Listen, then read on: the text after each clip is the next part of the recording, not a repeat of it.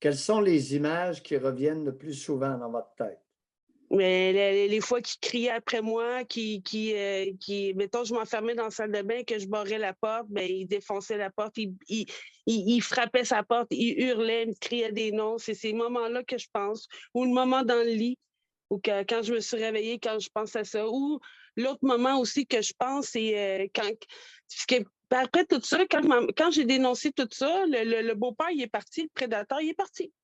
Sauf que ma mère, ma génitrice, elle a continué à y parler. Fait que j'avais des contacts réguliers.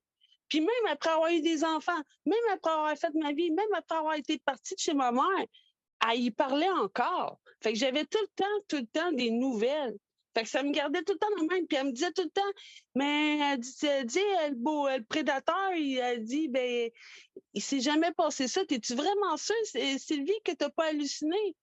Là, je dis, aïe, aïe. Elle dit, ben, pourquoi tu vas pas porter plainte? Et parce que je crois pas à la justice. Je n'y crois pas à la justice. Je n'irai pas perdre mon temps à la justice. Ça sert à rien. Je vais perdre l'énergie, ça me tente pas. Mais en tout cas. Fait que c'est ça. Fait qu'elle, presque pour qu'elle me crée, il faudrait que j'aille devant les tribunaux. Mais, gars, je vais pas le clamer sur toutes les toits, là. C'est sûr que Madame j'appelle la radio. Sylvie, Oui. Madame Sylvie, de quoi a-t-elle été témoin, à votre connaissance? Quels sont les gestes que le prédateur a posés sur vous dont elle a été témoin qu'elle a vus? Elle a vu comme quoi qu'il fallait que je fasse les crises de mauvaises herbes à la maison en costume de bain penché. Là. Elle a vu qu'il fallait que je travaille en petite tenue. Là. Oui, elle l'a vu. Elle l'a vu, un moment donné, qu'il n'y avait pas de porte après ma chambre. Elle l'a vu. Mais il emportait de l'argent. Écoute, et lui, Quoi il me d'autre? reste. De quoi d'autre qu'elle a été témoin? Ah, je pourrais pas vous dire. Elle était pas mal centrée sur elle-même. Tu sais, c'est une éternelle victime, là. Non, non, laissez faire, là. Non, non. De quoi a-t-elle été témoin? Ben, pas grand-chose. Parce qu'elle travaillait quand je lui parlais, quand je lui disais, ben, elle croyait la version au prédateur, tu sais, parce qu'il y avait tout le En temps deux fait, versions. vous dites qu'elle a été témoin de petite tenue devant le prédateur. Qu'est-ce que vous voulez dire par Oui, là? ben, il fallait que je sois en costume de bain, il fallait pas que je fasse trop de lavage, hein. Fait que c'est costume de bain en train de travailler du matin au soir. Du matin au soir. C'est pas des jokes, là, dans le cours, là. Tu sais, après les mauvaises herbes, là, il faut enlever. Hey, à un moment donné, vous racontez une histoire aberrante. On avait une piscine 18 pieds, on avait de la garnette blanche tout le tour. Ma mère, elle s'est levée un matin, elle dit, ah, la garnette blanche alentour de la piscine, pas sûr. Elle dit, je veux qu'on l'enlève, puis je veux qu'on la mette là-bas. Nous autres, avec nos petites mains d'enfants, je sais pas si vous savez, là, pas de gants, là, c'est rough en esti de la garnotte. Fait qu'on ramasse la garnotte, esti tout alentour de la piscine pendant toute la crise de journée, toujours en petite crise de tenue. Arrive, on tombe sur ce que la bonne femme a veut. À la fin de la journée, c'est ce que la bonne femme a dit. Elle dit, ah, ben finalement, j'aime pas ça. On remet ça autour de la piscine. Ah, ben tabarnak. Ah, bien. C'était ça, ma vie. Et Et où était le aujourd'hui, prédateur pendant que vous effectuiez ces tâches-là? il était là, il était tout le temps là. Il était tout le temps pas loin, puis il watchait. Puis bien souvent, ils sont assis tous les deux, puis ils nous donnaient des ordres.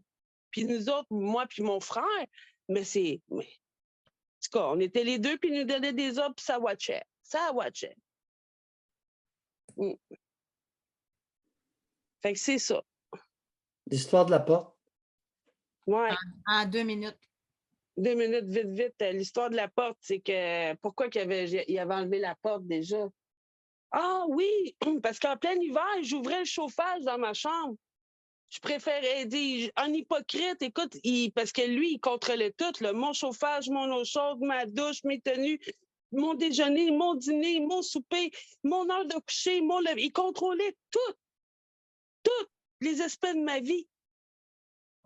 Puis là, ben, cette fois-là, écoute, il aurait dû faire fret en tabarnak dans ma chambre pour que je décide d'avoir le courage d'ouvrir le crise de chauffage.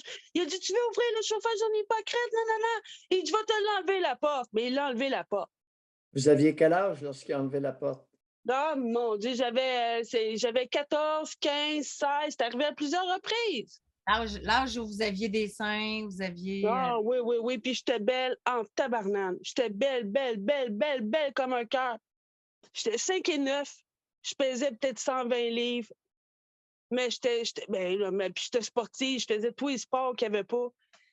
Puis à un moment donné, il est arrivé un accident de genou. J'étais allée à l'hôpital. Ma mère était supposée venir me chercher à l'hôpital, puis elle n'est jamais venue. Fait que j'ai pas pu me faire réopérer. En tout cas, aujourd'hui, je peux plus marcher. Je peux plus courir, mettons. Je suis handicapée. Je peux marcher presque normalement, mais courir, moi qui étais une grande sportive, je suis privée de ça. Ça, tous les jours, je l'ai d'en face. En 2 minutes, vite, là. Hey, vous n'avez pas bien parlé, hein? C'est plus moi qui s'est vidé le cœur aujourd'hui. Mais c'est correct, là. C'est pas un reproche, Dr. Mailloux, là. Vous êtes mon idole.